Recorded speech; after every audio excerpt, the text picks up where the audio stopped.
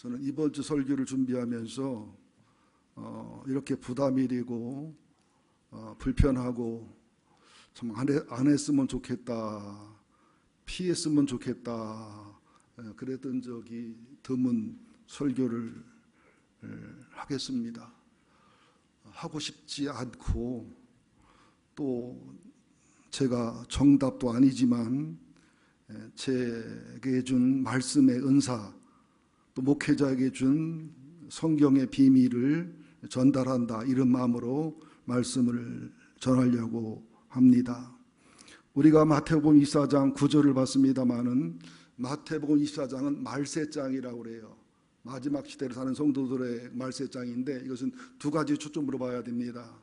첫째는 이 말씀을 할 당시에 유대인들의 말세, 로마가 망하고 유대인들이 뿔뿔이 흩어지고 비참한 디아스포라가 되는 그런 과정의 말세고, 또 하나는 인류 전체에 해당되는 주님이 오시기 전에 그 말세, 또 내가 죽어 주님을 만나는 말세, 이렇게 이중적으로 보시는데,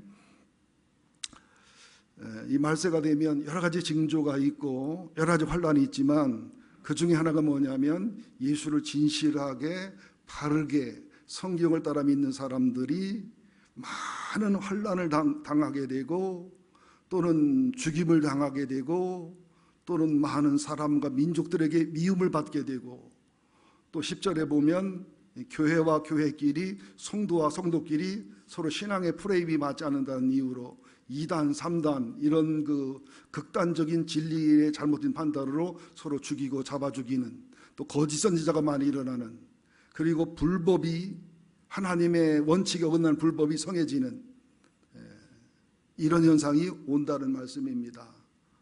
여기를 주목해서 말씀을 한번 드려보는데, 제가 이름을 대면 알만한 유명한 목사님입니다. 또 스튜어디스들도 이게 그 비즈니스석이나 퍼스트 클래스에 타면은 그분의 그 신상을 다 파악을 합니다. 저도 마일리지로 한번 비즈니스를 탔는데 목사 이거 다 알더라고요. 신상을 다 파악하고서 섬겨주는데, 그 목사님이 이제 비즈니스석인지 퍼스트 클래스를 타셨는데 스튜어디스가 낯익기도 하고 큰 교회 그 교인인 것도 아는데 목사님 그렇게 말 안 하고 선생님 그러더래요. 그래서 스튜어디스한테 무슨 씨 어느 교회 출석하지 않아? 나 그 교회 집회 세미나 몇 번 갔는데 나 목사인 걸 알잖아. 그랬더니 씩 웃으면서 알지요. 그러면 성도가 목사를 안 불러? 그랬더니 예, 요즘 목사님들은요 공석에서 목사님 그러면 되게 싫어하고 부담스러워해요. 그래서 선생님 또는 교수님 이렇게 해야 편하게 여기셔요. 저도 미국이나 유럽에 집회 갈 때 옆에 앉은 분에게 하나님이 성령에 감동하거나 기회를 줘서 전도할 기회가 생기면, 이제 제가 개관 교수고 겸임 교수니까 거짓말을 아니니까 상담학이나 치유학 교수다 그러고서 대화를 하면 대화가 굉장히 잘 됩니다. 가정 얘기, 또 뭐 시공 얘기, 부부 얘기, 또 제 간증 재미있게 듣다가 마지막에 이제 예수를 전해야 되기 때문에, 복음을 전해야 되기 때문에 목사라고 밝히면 얼굴색이 싹 변하고 차가워지는 모습을 봅니다.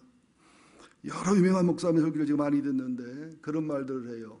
지금 시대의 아들들한테 미안하다는 거예요. 목사들로 태어나서, 목사딸로 태어나서 시달리는 거. 제 아들과 딸도 목사들이라 목사딸이라 굉장히 시달림을 많이 당했대요. 선생님한테도 목사들이, 목사딸이. 그래서 어느 사모님이 쓴 책이 있더라고요. 내 이름이 목사딸인가요? 그 책을 읽으면서 얼마나 제가 울었나 몰라요. 거꾸로 기독교가 강성하고 기독교가 좋은 직업으로 좋은 종교로 인정받을 때는 귀족들이나 아주 머리 좋은 사람들이 신학대학을 가서 목사가 되면서 성직이 귀족화됐을 때가 있었지요. 그때는 도리어 성직이 타락하고 성직이 도리어 세속화됐던 그런 적도 있습니다. 이유가 어쨌든 왜 기독교인들이 미움을 받느냐, 그것도 잘 믿는 기독교인들이, 진실한 기독교인들이 대략 세 가지를 말씀드릴 텐데요.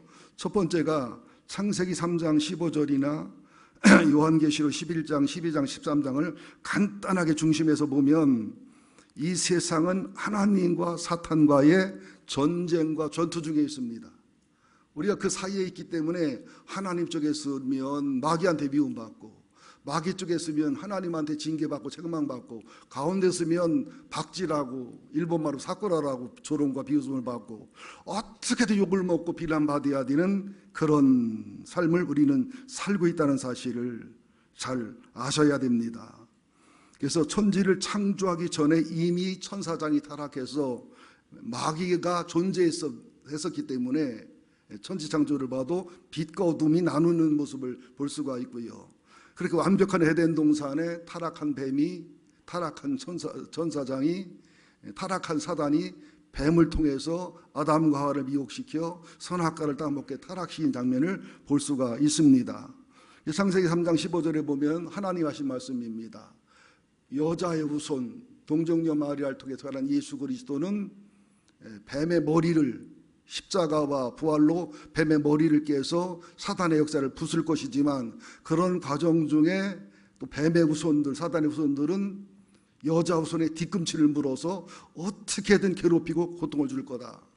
그래서 신구약을 연구하면 이런 하나님의 구속사의 흐름이에요. 좀 설명하기가 쉽지는 않지만 하늘나라의 하나님과 천사장의 전쟁 속에 하나님의 존재와 사단의 타락, 그 다음에 하나님의 천지창조, 인간의 타락, 구속사의 역사, 그 다음에 이제 복음을 이루는 예수님, 사단의 방해, 십자가 부활, 그리고 성령의 강림, 그리고 복음의 역사, 교회의 시대, 그리고 마지막 주님의 재림과 심판, 이렇게 크게 흐르는 흐름 속에 있는 우리들임을 아셔야 되거든요. 그러다 보니까 우리는 핍박을 받을 수밖에 없고 고난을 당할 수밖에 없는 거지요. 특별히 계시록 11장에 보면, 찾지를 마세요. 너무 방대하기 때문에 11장에 보면 두 중인, 하나님 말씀을 바르게 전하는, 하나님이 보낸 바른 사명을 가진 하나님의 사람이 땅에 거하는 자를 괴롭게 한다고 그랬어요. 그러니까 예수의 복음은, 하나님 말씀은 이 세상에 살아도 땅 중심에 사는 사람에게는 복음이 괴로워요. 하나님 말씀이 고통이고 불편하고 화가 나고 죽이고 싶게 되어 있습니다. 그러나 이 세상에 살면서도 하늘을 소망과 하늘 중심에 사는 사람, 다시 말하면 부자형의 사는 사람들은 참 하나님의 말씀에 괴롭고 화가 나고 속이 상하게 돼 있고, 나사로처럼 사는 사람들은 하나님 말씀에 의로가 되고 힘이 되게 돼 있어요. 팔복이 다 그거를 얘기하는 겁니다. 그래서 땅에 관한 자를 괴롭게 함으로 그 두 증인이 죽을 때 기뻐하고 즐거했다고 그랬습니다. 선지자가 죽을 때 얼마나 많은 사람이 기뻐했는지 몰라요. 예수가 죽을 때 얼마나 많은 사람이 박수치고 좋아했는지 몰라요. 바울이 죽을 때도 마찬가지입니다. 이걸 기억하셔야 돼요. 또 12장 13장에도 보면 그 동정녀 마리아가 예수를 낳을 때 사단이 괴롭히고, 또 하나님은 그 광야를 피난시켜서 보호하고, 또 12장 마지막 절에 보면 그런 하나님의 아들들을 믿는 사람들과 싸우려고 싸움의 준비를 하는 사단의 모습이 나오고요. 또 13장에 보면 바다에서 나온 짐승, 거짓된 종교나 거짓된 그 이단들이나 이 사단의 역사를 통해서 성도를 괴롭히고 성도와 싸움을 하고, 또 땅에서 나온 짐승, 사단의 권세를 입은 정치, 경제, 문화, 예술, 타락한 세상의 것들, 성, 돈, 명예, 권세, 쾌락, 이런 것들이 또 우리를 공격해서 우리를 괴롭게 하고 힘들게 하고, 이것이 어쩔 수 없이 하나님을 믿고 예수를 믿고 천국을 사랑하는 사모하는 사람들이 이 땅을 살면서, 세상을 지배하는 사람들과 살면서 미움받을 수밖에 없는, 죽음당할 수밖에 없는.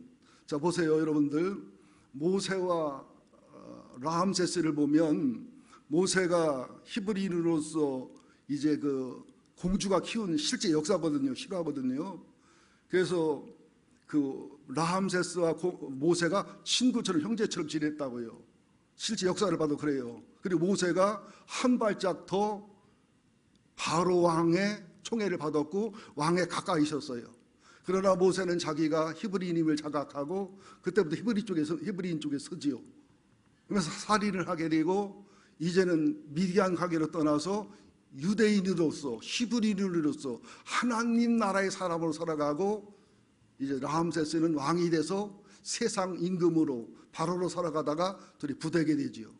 친구였지만 친형제처럼 살았지만 어떻게 됩니까? 하나는 세상을 상징하는 애굽의 왕이었고 하나는 하늘의 왕 하나님 쪽에 서서 이스라엘 백성을 끌어내야 되는 해방자 역할을 했기 때문에 둘이 얼마나 원수처럼 싸우고 마지막에는 큰아들이 죽는 그죠? 이런 싸움을 싸웠냐는 것이죠. 우리가 어쩔 수 없이 미움을 받을 수밖에 없다는 것, 핍박을 받을 수밖에 없다는 것을 기억하셔야 됩니다. 나는 예수 믿어도 핍박을 한 번도 안 받았는데요. 얼마나 양보하고 얼마나 쉽게 믿었으면 핍박을 안 받았겠어요. 부끄럽게 여겨야죠. 디모데 3장 12절에 보면 무릇 그리스도 안에서 경건하게 살고자 하는 자는 박해를 받으리라. 또 요한복음 15장 18절 19절도 봐도 세상이 너희를 미워하면 너희보다 먼저 나를 미워한 줄 알아라. 너희가 세상에 속하였으면 세상이 자기 것을 사랑할 것이나 너희가 세상에 속하지 아니하므로 도리어 내가 너희를 부른 세상에서 너희를 불러 세상에서 택하였기 때문에 세상이 너희를 미워하느니라. 어느 정도 미워하느냐 멸시하느냐, 온 세계에서 유대인이 멸시받고 천대받고 죽임을 당했던 것처럼 집시들, 난민들, 노예들, 범법자들, 인도의 가장 낮은 불가촌족인 아주 천민들, 이조시대로 말하면 중들, 백정, 광대, 또 무당, 갓바치 이런 사람처럼 기독교인이라는 이유 때문에 멸시와 천대를 받을 수 있다는 거예요. 가끔 저도 어디 가서 목사라고 밝히면 참 멸시하는 눈으로 바라보는 모습을 봅니다. 저는 언제나 목사로 밝힙니다. 면허증도 보여주고 명함도 줍니다. 그리고서는 행동을 해요. 참 쉽지만은 않습니다. 그래서 우리들이 예수를 잘 믿고 하나님을 사랑하다 보면 미움을 받고 천대를 받고 멸시를 받는 것은 당연한 것이다. 그러나 하나 기억해야 돼요.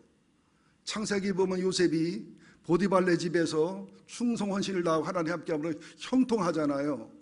그 집안 총무를 삼았을 때 너무나 아름다운 청년이고 매력있는 청년이고 스케와 모르페가 아름다우니까 보디발의 아내가 미혹되고 감동을 받습니다. 당시 유부녀들이 정부를 두는 것은 하나의 문화고 자연스러운 현상입니다. 그때 요셉이 한 말이 뭡니까? 나에게 이 집안일을 다 맡겼지만 당신만큼은 내게 맡기지 않았고 당신만큼은 주인의 것입니다. 무슨 말이냐? 당신은 내게 선악과입니다. 내게 다 자유를 줘서 생명나무를 주어서 다 자유를 줘서 행복하게 나의 자유를 할 수 있지만 당신만큼은 주인의 것이라 나는 범할 수가 없습니다. 이게 믿음이고 신앙이에요. 우리들이 범사의 선악과를 지켜야 됩니다. 성도 남편과 아내 사이는 생명나무 행복이지만 남편과 아내가 아내 사이에 성관계를 하거나 문제가 되는 것은 선악과를 이미 따먹은 것이라 생명나무가 생명나무가 될 수 없는 것이죠. 여러분들, 우리들이 세상에 미움받는 거 당연한 겁니다. 요셉이 보디발의 아내를 취해주고 만족시켜줬으면 너도 좋고 나도 좋고 술새길도 열리고 고생 끝이고 얼마나 좋았겠어요. 그러나 세상의 사랑은 더럽고 추한 것입니다. 이단의 사랑도 마찬가지입니다. 그 선악과를 지키려고, 주인을 지키려고 그 미혹을 거역하고 거절했더니 사랑이 변하여 사무친 미움, 원한 맺힌 마음에 잘못 생각에 돌이킬 수 없는 죄 저질러 놓고 그냥 사랑이 미움으로 변해서 지옥으로 변해서 감옥으로 보내버리잖아요. 우리는 그런 미움을 받을 수밖에 없다는 사실을 아셔야 됩니다. 그리스도인으로서 깨끗하고 진실하게 바르게 살아가면 세상은 미워해요. 자기에게 속하지 않았기 때문에, 자기 종이 아니기 때문에. 여러분들, 예수님을 잘 믿다가 미움받아 본 분들에게는 간증이 있어요. 예수를 잘 믿다가 고난과 고통을 당한 분들에게는 거기에만은 은혜가 있어요. 예수를 잘 믿어 손해와 피해를 보신 분들은 거기에만은 축복과 보상이 있다는 사실을 믿으시기를 예수 이름으로 축원드립니다. 두 번째, 쉽게 설명하려고 그래요. 하나님의 절대 진리와 사탄의 거짓 진리의 싸움 속에 있습니다. 요한복음 8장 42절 47절에 보면 예수님과 유대인이 아주 논쟁을 합니다. 열띤 논쟁을 하는데 그때 주님이 44절에 그럽니다. 너희들의 아비는 마귀다. 왜냐하면 그 마귀는 처음부터 욕심을 가진 자요, 하나님 아래에 있는 천사장이 뭐가 부족해서 거리를 거역하고 선악과를 따먹듣기 거역을 합니까? 또 살인자요, 진리가 없는 자요, 거짓의 합이요, 그러면서 하나님께 속한 자는 하나님의 말씀을 듣고 하나님께 속한 자는 내가 하나님 아들인 것을 알고 사단에 속한 자는 하나님 말씀을 안 들어서 내가 하나님 아들인 것을 모르고 거역하게 돼 있다. 이 세상에서는 사단의 것이냐 하나님 나라의 하나님 것이냐, 하늘 시민으로 살아가느냐 땅의 시민으로 살아가느냐에 따라서 전쟁이 없을 수가 없습니다. 여러분, 배너라는 영화 보셨지요? 옛날에 나온 배너하고 새로 나온 배너를 두 가지 다 보셔야 더 정확하게 비교가 됩니다. 거기서도 미리 말씀드렸지만 배너 유다하고, 유다 왕족입니다, 메실라라는 사람이 로마인인데 고한데 그 집에 양아들을 사먹기 때문에 둘이 친구로 살아갑니다. 친구처럼 지냅니다. 그러나 어쨌거나 유다 배너는 유대인이에요. 유대인을 보호할 수밖에 없어요. 신앙을 지킬 수밖에 없어요. 열심당원들이 독립하는 것을 이거를 안 된다고 말리면서 그를 보호할 수밖에 없어요. 메실라는 집을 떠나 전투와 전투 속에서 수많은 죽을 고비를 넘기면서 천부장이 되고 호민관이 돼서 이제 예루살렘으로 돌아옵니다. 그 과정 속에서 유다 배너가 헤롯 당원을 보호하다가 또 총독이 부임하는 날, 그죠? 먼저 만든 배너에서는 기와장이 떨어져서 총독이 죽는 걸로 되어 있고, 이번에는 예수님 오른쪽에서 죽은 디스마스가 화살을 쏴서 죽이는, 약간 각색을 한 게 달라요.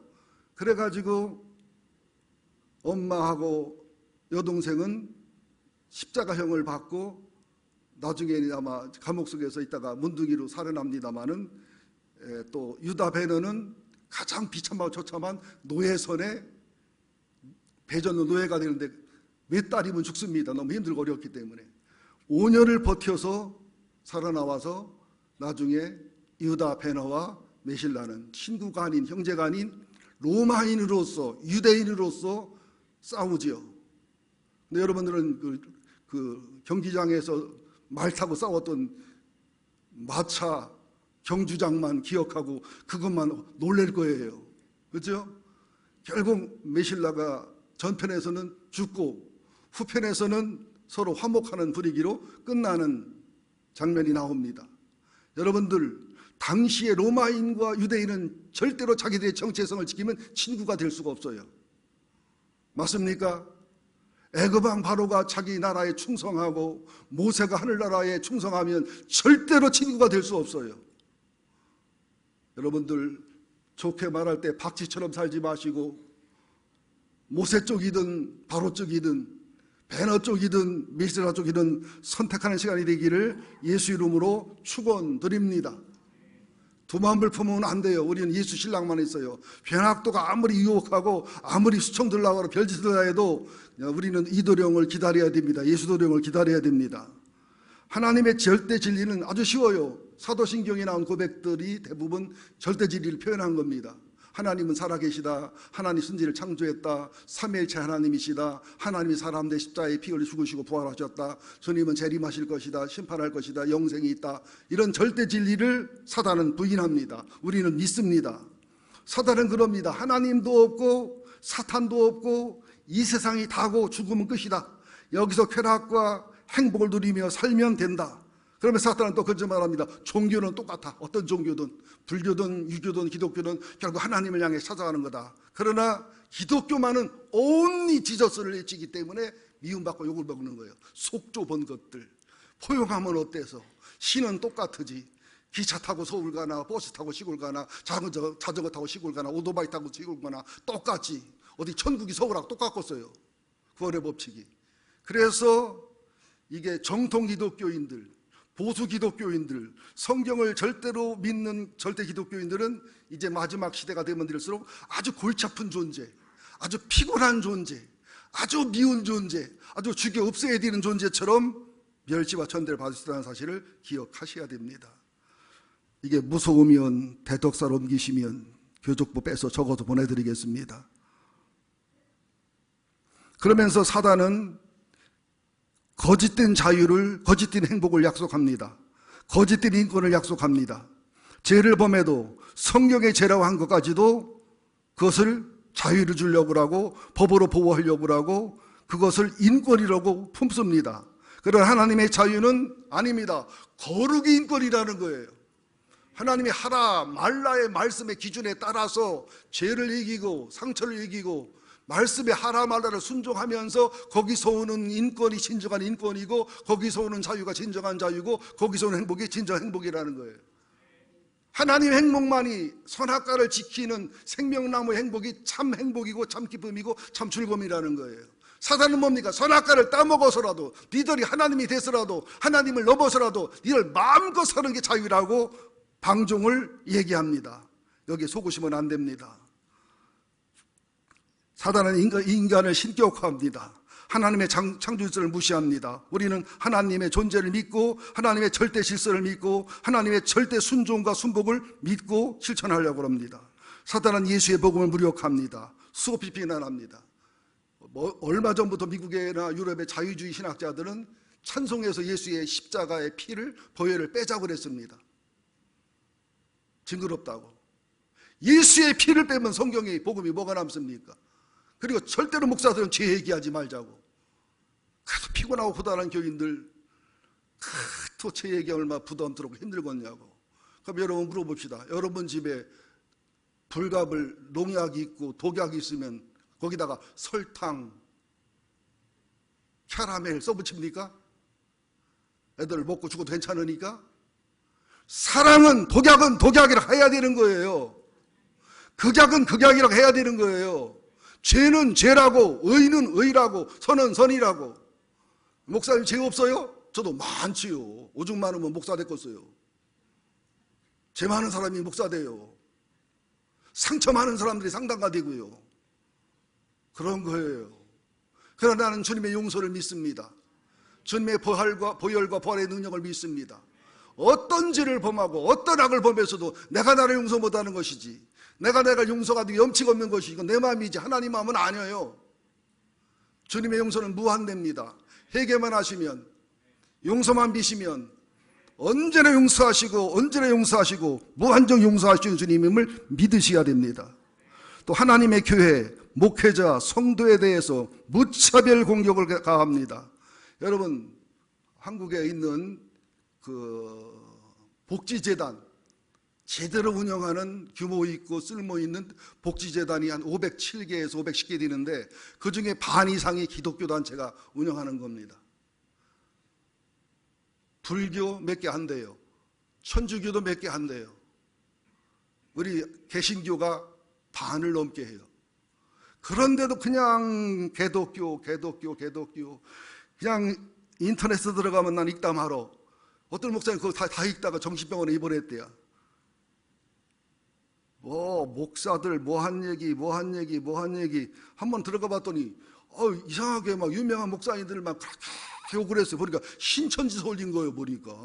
읽다 보니까 또 안티 세력들, 또 사탄 교회를 섬기는 사람들, 언론 플레이를 통해서 신문과 라디오와 TV를 통해서 SNS를 통해서 이단들을 통해서 얼마나 공격이란 공격은 다 합니까? 그리고 참조로 정통교단의 목회자 그런 경우는 아주 드물어요. 군소교단도 아닌 6개월 만에 안수받고 몇 달 만에 안수받는 이상한 그 땡중 같은 그런 목사들입니다. 주로. 여러분, 신천지가 잘못해도 교회가 잘못한 게 돼요. 그죠? 정통교단 아닌 목사가 잘못해도 그냥 다 목사가 잘못한 게 되지 구분을 못합니다. 세상 사람들은. 그리고 왜 이렇게 잘한 것은 신문이나 TV에 안 내주고 나쁜 것만 찾는지 모르겠어요. 이단의 특징이 뭔지 압니까? 이단들은 성경을 다 푼다고 그래요. 다 해석한다고 그래요. 순 거짓말입니다. 그거 하나님 그렇게 다 풀 수 있는 사람을 준 적이 없습니다. 특별히 신천지 같은 경우는 비유풀이를 잘 엮어가지고서 얼마나 기묘하게 잘하는지, 우리 목사 왜 이런 설교를 안 하나 모르겠다고. 이런 설교 세상에 막 그냥 가슴을 치고 막 그냥 무릎을 치는 설교를 합니다. 그리고서 비밀로 교육을 합니다. 혹시 여기도 비밀 성경 교육 받는 분이 계시면은 신고하시기 바랍니다. 010-2043-7441 아니면 010-9270-7441로 여러분 신고해서 검증 받으셔야 됩니다. 왜 비밀로 합니까? 그러면서 시대별 구원자다. 내가 예수다. 내가 성령이다. 내가 하나님이다. 그러면서 성경 전체를 믿고 찬송가를 믿는 것처럼 하지만 실제로 보면 자기들의 경전이 따로 있고 자기들의 교리가 따로 있어가지고 성경을 거기다 짜맞추기를 해요. 공부를 하면 얼마나 정확한지 몰라 무릎을 칩니다. 야, 이걸 왜 모르느냐? 근데 성경 전체는 안 맞아요. 정통하고 이단의 차이가 뭐냐? 정통은 성경 전체에다가 우리의 신앙과 우리의 교회와 우리의 삶을 맞춰가는 거예요. 이단들은 성경은 있는데 찬송은 있는데 자기들의 교리와 교주들의 그 어떤 곳에 이게 짜집기로 맞춰간다는 사실을 꼭 아시면 됩니다. 또 극도로 교회를 비난합니다. 목회자들은 사단의 장교들, 장로들은 사단의 하사관들, 교회는 추수할 밭. 신천지가 악자지 교회 오는 거 추수할 밭이라. 여러분 신천지의 밭이 되지 않기를 예수 이름으로 축원드립니다. 또 시한부의 예언, 언제 온다, 언제 온다. 신천지에서도 14만 4천을 얘기하다 17만 18만이 되다 보니까 이걸 또 바꾼답니다. 다시 교리를 몇 번씩 바꿨나 모르는데요. 근데 신천지 교리 연구해 보니까 여호와 증인 거, 통일교 거, 옛날에 박태선이 박태선이 뭐라고 하죠? 거기를 신앙촌에서 했던 걸 뭐라고 하는데 강남남교 같은 그런 이단들 다 짜집기 해서 만든 거라 교리를 수없이 바꾸는데요. 그 사람들 보면 되게 엉성하고 안 맞습니다. 그러면서 직통계시를 얘기를 많이 해요. 직통계시. 또 극도의 배타성을 가지면서 정통교단은 구원이 없다고 참 말로 형용할 수 없는 엉터리 짓을 하고 모순된 짓을 하는데 여러분들 미혹되지 않기를 예수 이름으로 축원드리고요. 이단들의 특징은 굉장히 사랑이 많습니다. 우리가 남이가. 그런데 거기서 빠져나올 때 보면 그 사랑이 샤닌하게 변합니다. 극도로 보복을 하기 시작하고 여러분이 상상할 수 없이 힘들고 어렵게 만들어버립니다. 포장된 거짓된 사랑이지 참사랑은 아닙니다. 정통교단들도 사랑이 있고 섬김이 있지만 이단만큼 사랑은 안 해요. 우리가 남이가 이런 게 없어요. 우리가 우리지. 미지근한 사랑이 보여요. 그냥 적당히 사랑한 사랑이 보여요. 그러나 우리는 배반한다고 해서 죽이려고 하지 않고 보복하지는 않거든요. 여러분들 이 시대를 잘 분별하시고 이 시대를 잘 싸워서 승리해 나가시기를 예수 이름으로 축원드립니다. 그러니까 우리 하나님의 절대 진리를 따르다 보니까 사단의 거짓말을 안 따르니까 애굽 사람들이 유대인들을 미워하듯이 이스라엘 사람들이 미워하듯이 애굽 왕 바로가 모세를 미워하듯이 미워할 수밖에 없습니다. 여러분 미움받는 것을 영광으로 여기시기를 예수 이름으로 축원드립니다. 아멘에게 적어요. 미움을 받아도 요셉처럼 미움받으면 영광이란 말이죠. 모르드게처럼 미움받으면 영광이란 말이죠. 모세처럼 미움받으면 영광이란 말이에요. 그런데 내가 실수하고 잘못하고 욕심부리고 그죠? 못된 짓 욕먹으면서 핍박이라고. 핍박이 아니요, 죄값이지. 핍박은 아무나 받는 게 아닙니다. 수준 있는 정도가 받는 거예요. 그죠? 나 좀 쳐다봐요. 왜 거기 앉아? 나 여기 앉았으면 꼭 좋겠는데 거기 앉아도 은혜가 돼요? 이렇게 부는데? 네, 그리고 마지막으로 세 번째가 중요한 부분인데요. 거룩함이 인권입니다. 거룩함이 사랑입니다. 거룩함이 자유입니다. 거룩함이 행복입니다. 사단이 주는 사랑은 거짓된 쾌락의 사랑, 사단이 주는 자유는 선악과를 범하고 하나님의 질서를 깬 거짓된 자유, 사단이 준 행복은 타락된 행복, 심판받을 행복, 사망 행복임을 기억하셔야 됩니다. 창세기 3장 1절부터 14절을 연구해 보면 에덴 동산은 기쁨의 동산, 사랑의 동산, 자유의 동산, 행복의 동산을 말합니다. 선악과 하나님의 절대 권위, 하나님의 절대 진리가 지켜질 때만 생명나무, 거룩한 행복, 거룩한 자유, 거룩한 사랑, 거룩한 인권이 지켜진다는 사실을 아셔야 됩니다. 가정에서도 선악과가 지켜져야 거룩한 행복이 있는 가정이 되는 거예요. 교회에서도 선악과가 지켜져야 건강한 교회, 행복한 교회, 아름다운 교회가 되는 거예요. 직장에서도 마찬가지입니다. 여러분들, 내 아내와 사랑하는 것은, 내 남편과 사랑하는 것은 생명나무입니다. 근데 남의 여자랑 사랑하는 것은, 남의 남자랑 사랑하는 것은 선악과를 따먹은 사랑이라 생명나무가 아니라 독나무가 된다는 사실을 아셔야 됩니다. 믿습니까? 아담과 하와는 선악과를 왜 따먹었나 모른다고. 자기들이 날마다 따먹으면서, 시간 날 때만 따먹으면서. 하나님은 선악과는 멋처럼 만들어 따먹을 줄 알면서 세우냐고. 그걸 안 세우면 하나님이 안 되잖아요, 여러분들. 믿습니까? 선악과는 생명나무를 주시기 위한 하나님의 사랑이고 안전장치임을 기억하셔서 하나님이 하라는 것은 하세요, 말라는 것은 하지 마세요. 그게 복받고 사는 비결임을 기억하셔야 되는데요, 요새 보면 차별금지법 얘기가 많이 나와요. NAP란가 하던가요? 국가인권기본정책계획, 차별금지법, 성평등법, 양성평등법, 학생인권조례. 학생인권조례는 성생활, 잉태, 낙태, 동성애에 권리가 있고 부모도 선생님도 함부로 권리를 제한할 수 없다는 거예요. 또 권리방지법, 선생님이나 부모가 함부로 책망하거나 매를 대면은 신고하면 바로 법에 걸리는 거예요. 초등학교 5학년, 6학년 아이들이 선생님을 구타하기도 하고 욕하기도 하고, 선생님 권위가 서 있지 않지요. 물론 제가 학교 다닐 때 너무 선생님들이 인권을 모독했어요. 너무 많이 때렸어. 그냥 너무 많이 무시하고, 그냥 어떤 사람은 시간 보내느라고 애들 때려주고 앉았고, 아주 선생하지 말아야 될 사람이 굉장히 많았어요, 내 기억에도. 문교부에서 저런 사람들 봉급을 왜 주나. 그래서 목사들이나 교사들이나 이런 분들은 인성검사를 해야 돼.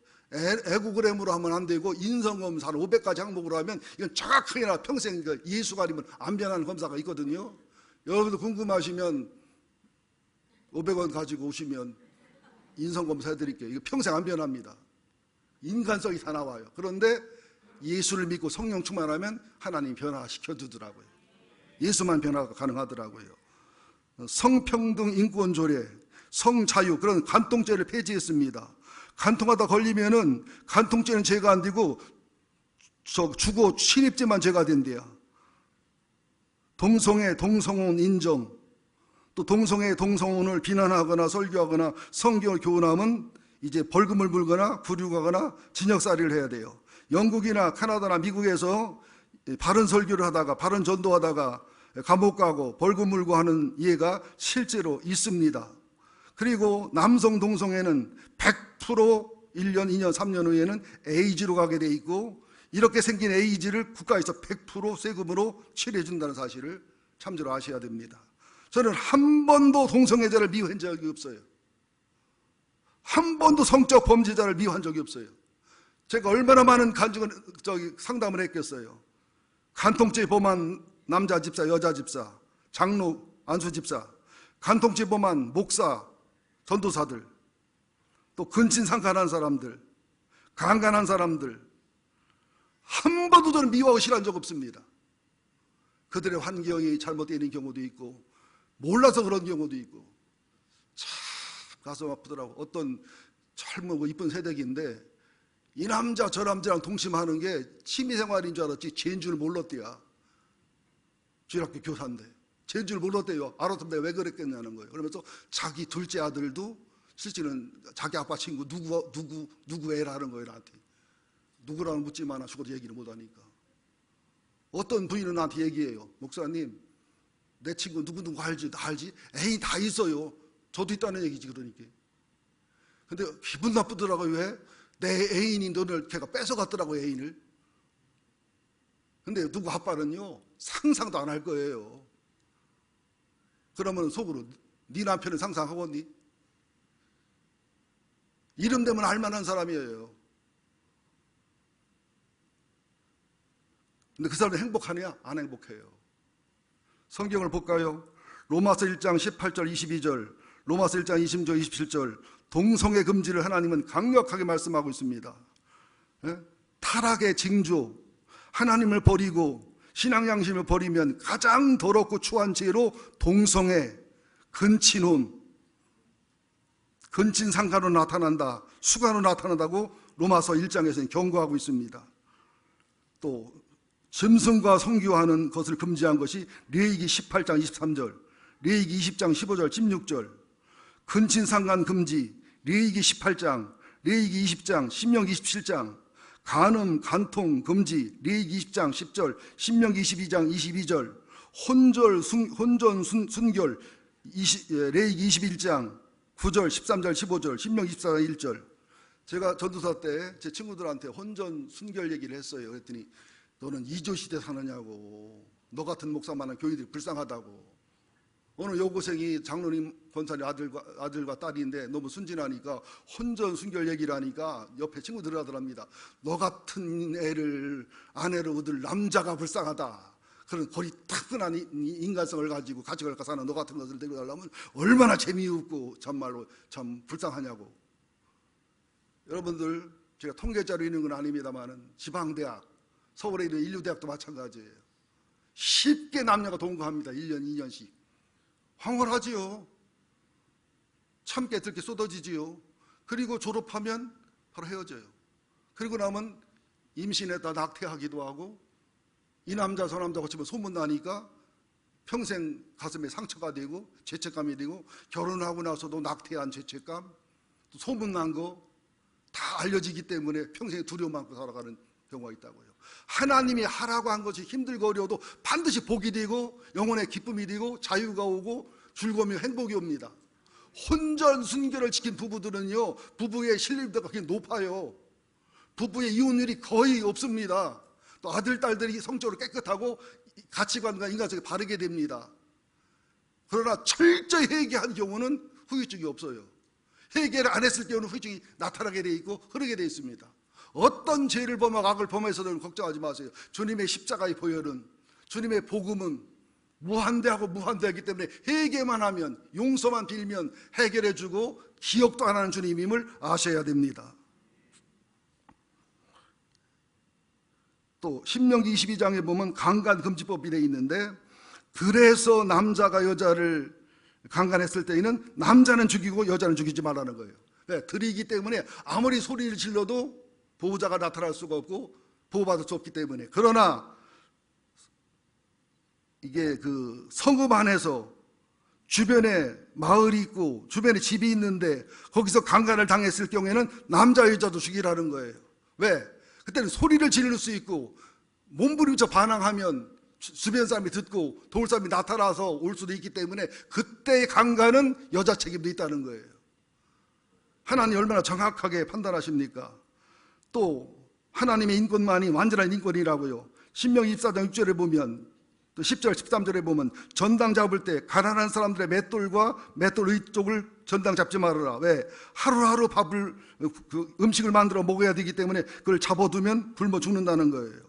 또 가난한 사람의 겉옷을 전당 잡았으면 저녁에 돌려주라는 거예요. 가난한 사람들은 그것이 겉옷도 되지만 밤에 잘 때 이불도 되기 때문에 그걸 안 돌려주면 추워서 병에 걸리거나 잠을 못 잔다는 거예요.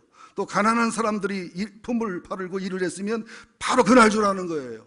하루 있다, 이틀 있다, 3일 있다 주면 그날 저녁에 밥을 굶어야 되기 때문에. 여러분, 가난해 본 사람은 알아요. 힘들게 살아본 사람은 알아요. 하나님 말씀이 인권입니다. 거룩이 인권이라고요. 주님이 하라고 한 것은 하고 말라는 것은 말고, 거기가 거룩한 인권이고 거기가 거룩한 행복이고 거룩한 기쁨이고 거룩한 즐거움이고 후유증이 없는 행복임을 기억하셔야 됩니다. 또 신명기 24장 16절에 보면 연좌제 금지, 아버지가 죄를 졌어도 아들에게 묻지 말라는 거예요.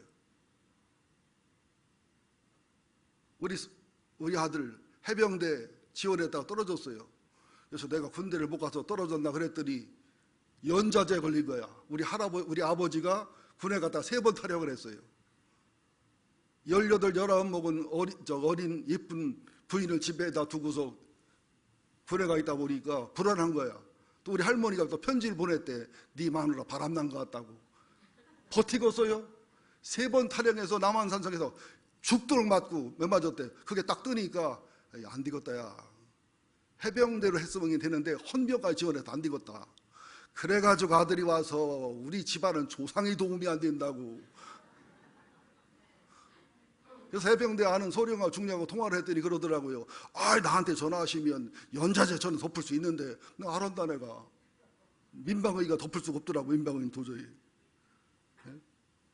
참 성경의 인권은요 상상을 초월하게 세밀하고 정확합니다.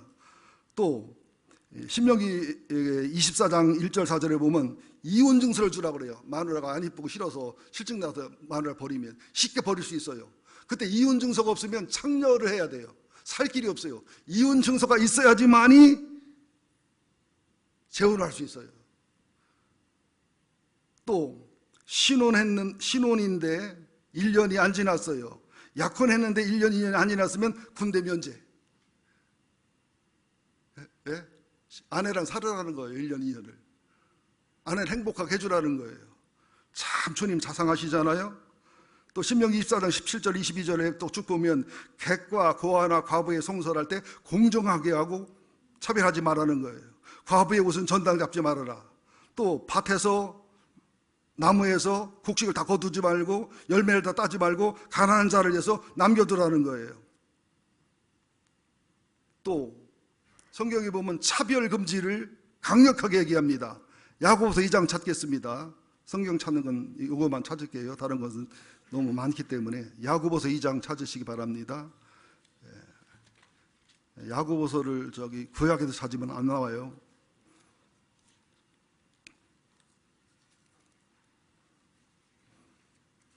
야고보서 2장, 이게 구별과 차별을 이해를 해야 돼요. 야고보서 2장에서는 차별을 얘기한 거고, 에베소서 5장에서는 구별을 얘기한 겁니다. 자, 야고보서 2장 1절부터 13절인데 일단 읽어 내려가겠습니다. 야고보서 2장 372쪽입니다. 시작. 내 형제들아, 영광의 주 곧 우리 주 예수 그리스도에 대한 믿음을 너희가 가졌으니 사람을 차별하여 대하지 말아라. 만일 너희 회당에 금가락지를 끼고 아름다운 옷을 입은 사람이 들어오고 또 남루한 옷을 입은 가난한 사람이 들어올 때에 너희가 아름다운 옷을 입은 자를 눈여겨보고 말하되 여기 좋은 자리에 앉으소서 하고 또 가난한 자에게 말하되 너는 거기 서 있든지 내 발등상 아래 앉아있으라 하면 너희끼리 서로 차별하며 악한 생각으로 판단하는 자가 되는 것이 아니냐. 내 사랑 형제들아 들을지어다. 하나님이 세상에서 가난한 자들을 택하사 믿음에 부유하게 하시고 또 자기를 사랑하는 자들에게 약속하신 나라를 상속으로 받게 하지 아니하셨느냐. 너희는 도리어 가난한 자를 없인 여기었도다. 부자는 너희를 억압하며 법정을 끌고 가지 아니하느냐. 그들은 너희에게 대하여 일컫는 바 그 아름다운 이름을 비방하지 아니하느냐. 너희가 성경에 기록된 대로 내 이웃을 사랑하기를 내 몸과 같이 하라 하신 최고의 법을 지키면 잘하는 것이거니와 만일 너희가 사람을 차별하여 대하면 죄를 짓는 것이니 율법이 너희를 범법자로 정죄하리라. 사람을 가난하다 부자다로 차별하는 것은 큰 죄라는 거예요. 배웠다 못 배웠다 차별하는 것도 큰 죄라는 거예요. 일부 대형 교회에서는요, 장로님들을 세울 때 재산을 봐요. 11조 액수를 봐요. 학력을 봐요. 사회적 수준을 봐요. 그리고 장로를 뽑아요. 그래, 아주 잘못된 겁니다. 그분이 주님을 사랑하고 건강한 영성을 가지고 순수한 신앙의 삶을 살아가신다면 그분이 장로가 되셔야 돼요. 그분에게 존경과 권위를 주셔야 됩니다. 근데 돈이 많고 권세가 있고 사회적으로 굉장히 신분이 높고 영향력이 있다 할지라도 믿음이 없어요. 교만해요. 영적으로 어려요.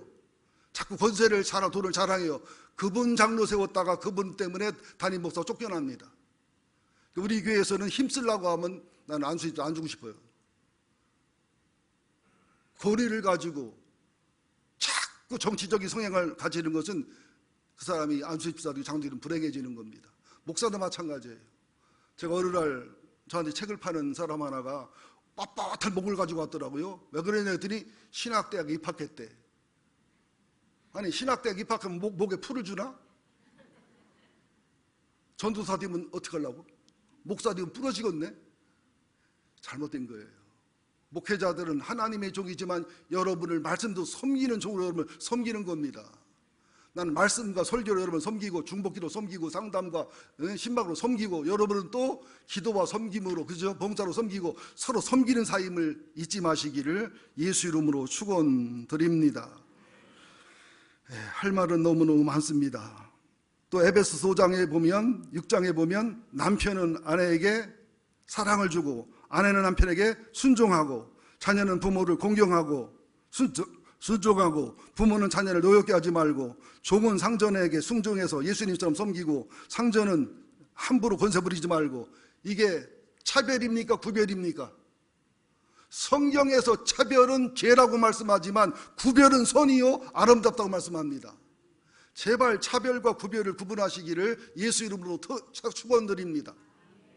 그러면서 동시에 틀린 것과 다른 것을 구분하셔야 돼요. 부부간에는 다른 것이지 틀린 것이 별로 없어요. 교회도 마찬가지입니다. 우리 시대의 현대인들은 한번 프레임이 생기면 깨려고 안 해요. 여러분, 진보의 프레임을 깨자고요. 보수의 프레임을 깨자고요. 나한테 SNS 오르고 보면 진보는 지나치게 진보의 의견 쪽으로 얘기오고, 보수는 지나치게 보수의 쪽에 와서 아주 헷갈려요. 아주 헷갈려요. 유튜브를 보면 막 얼마나 헷갈리는지 모르겠어요. 막 유튜브를 보면 뭐냐, 박근혜를 걸기걸기 찢어 죽여야 해요. 그냥. 유튜브를 보면 문재인은 아주 사형시켜야 돼 지금. 그냥 아주. 임종석이는 공산당원이요 지금. 아주 유튜브를 보면 그런 부분이 보일 수도 있지만, 제가 이 설교를 준비하려고 젊은 목사님들과 대화를 했어요. 젊은이들과 대화를 했어요. 정말 신선한 젊은이의 똑똑함이 있더라고요. 나라 살아가는 애국정신이 있고 아름다움이 그 속에 있더라고요.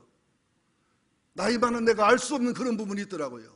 근데 또 그들은 나이 많은 분들의 6.25를 거쳐왔던 아픔들, 그 가난하고 어려웠던 시절들, 나이 먹으면 그렇게 될 수밖에 없는 너그러움, 부드러움들을 비겁한 거로 취급합니다.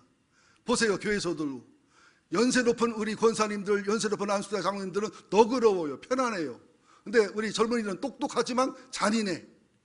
비난과 비평이 많이 많아. 노인네들은 목사가 힘들고 어렵고 쫓겨날 지경이면 막 울어. 불쌍해가지고 공인이 여기는 마음으로. 젊은이들은 막 이렇게 난도질하고 저렇게 난도질하고. 둘 다 맞고 둘 다 틀리는 거예요. 은혜와 진리가 질서를 이룰 때 언제나 나라는 진보와 보수의 대결이었어요. 그러나 그것이 정반합을 차지하지 사람을 죽이는 데까지 가면 안 돼요. 프랑스 대혁명처럼 사람을 엄청 죽였잖아요. 영국 대혁명은 오히려 사람을 안 죽이면서 명예혁명이 돼서 좋은 쪽으로 갔잖아요. 노무현 대통령 죽이더니 이제 박근혜, 이명박 죽이는 거 보세요. 이제 여기서 그만하셨으면 좋겠어. 나도 그죠.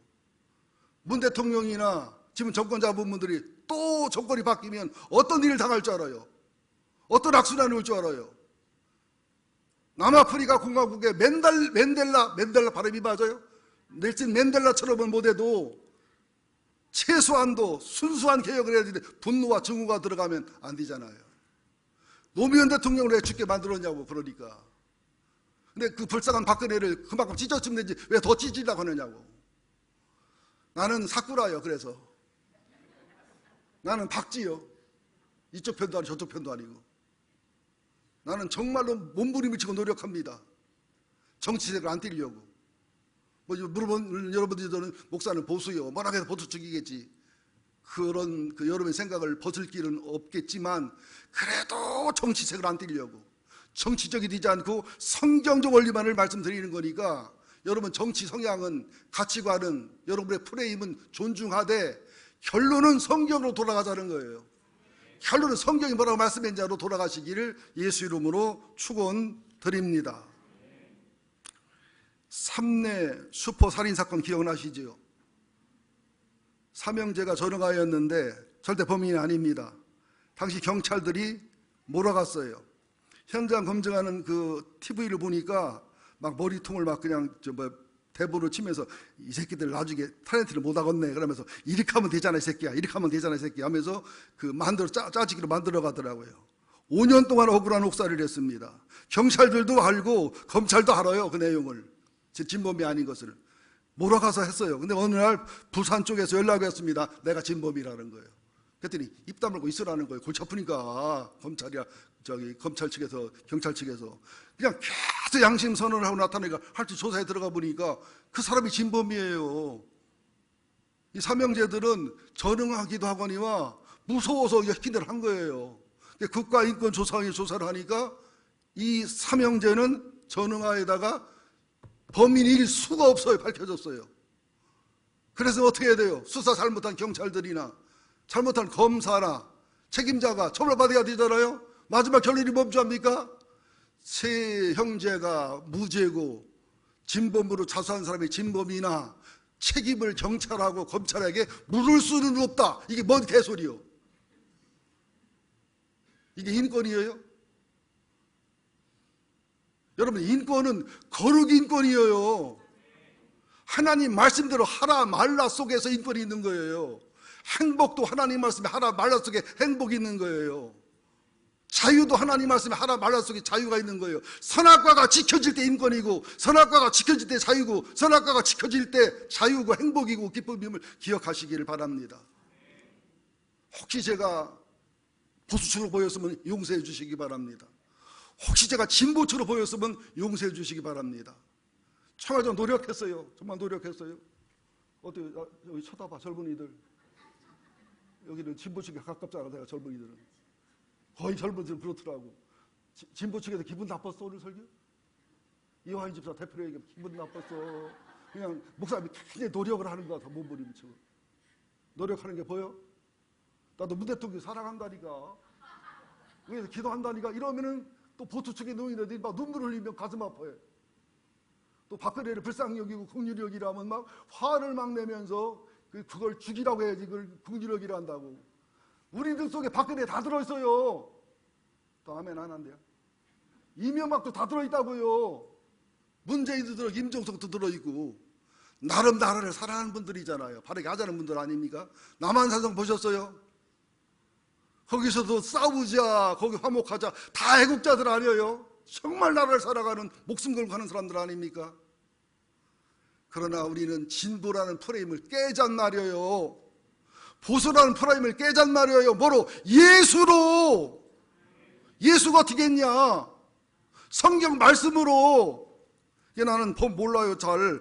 국가기본정책 계획도 내 읽어봤지만 나는 법학을 전공하지 못해서 모르겠더라고요. 차별금지법, 성평등법, 양성평등법, 학생인권조례, 성평등인권조례, 양성평등조례, 종교평등조례, 사회복지법인 조례.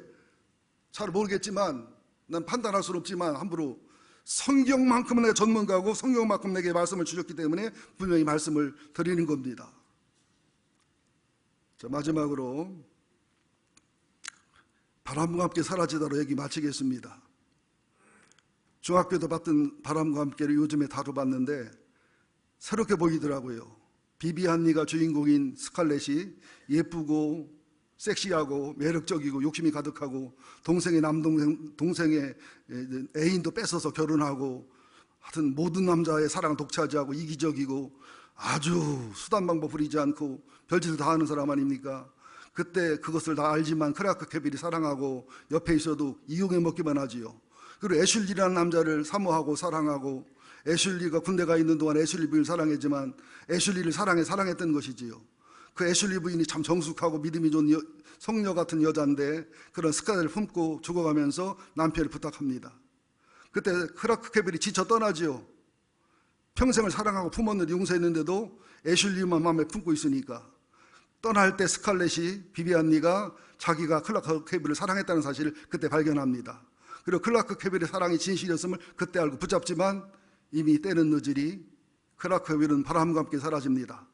그러면서 애틀란타에서 살던 비비안니 스칼렛이 마지막 독백이 나옵니다.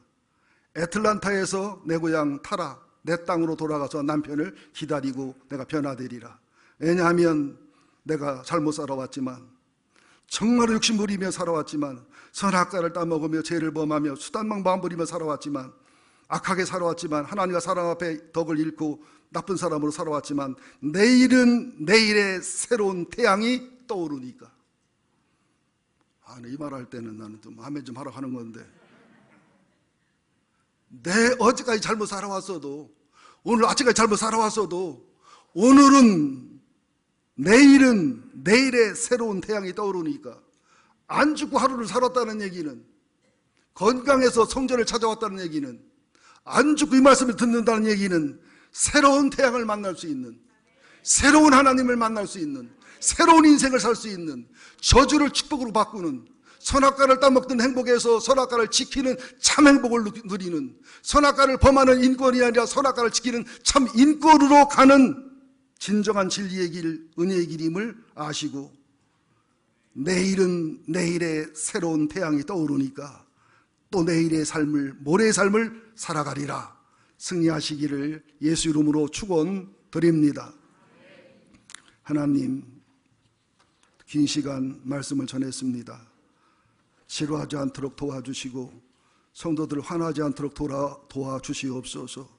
성도들 은혜 받을 때 보면 말씀에 의존받는 성도도 있지만 내 프레임이 맞아서 내 경험과 생각과 색깔이 맞아서 좋아하는 경우에 은혜 받았다고 합니다.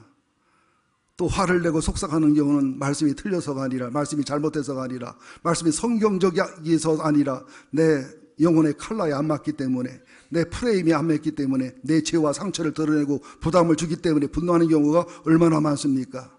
두 증인이 땅에 있는 자를 괴롭게 함으로 죽임당했다는 사실을 알게 하여 주옵소서. 주님 말씀을 듣게 하여 주옵소서. 받아들이게 하여 주옵소서. 거역하고 반항하고 분노하는 마음을 버리게 하여 주시옵시고, 거룩이 인권입니다. 선악과를 지키는 행복이 행복이고 선악과를 지키는 자유가 자유고 하나님 말씀에 하라 말라 속에 참 자유와 천국의 기쁨이 있음을 아는 저희가 되게 하여 주옵소서. 그러면 세상에서 미움받습니다. 사단에게 미움받습니다. 멸시받습니다. 주의 길을 가리라. 비바람이 갈 길을 막아도 나는 가리라. 주의 길을 가리라. 눈보라 앞길을 가려도 나는 가리라. 주의 길을 가리라. 이 길은 영광의 길, 이 길은 승리의 길, 나를 구원하신 주님이 십자가 지고 가신 길. 찬송으로 마무리하겠습니다. 예수님의 이름으로 기도합니다.